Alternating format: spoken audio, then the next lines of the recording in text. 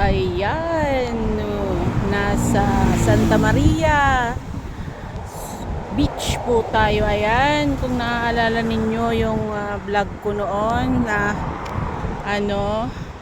for construct pa lang yung itong seawall ng Susu Beach, Santa Maria. Ayan na po ang bagong mukha.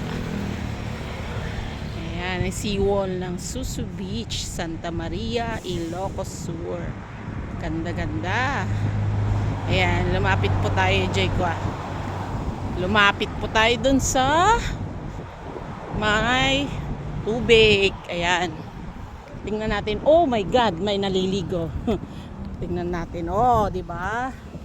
Ito ang seawall ng ngayon. Ayan.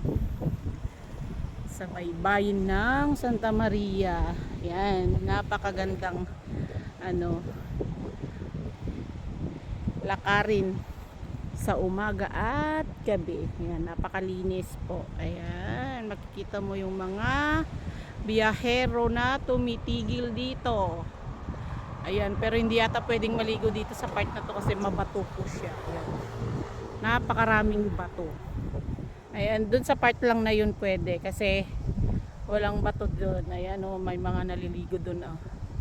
May kagaya ko ding nagbibideo. Ayan. So, kung madadaan kayo dito sa Santa Maria, ayan, pwede kayong mag-stop over dito. Ayan. See you guys.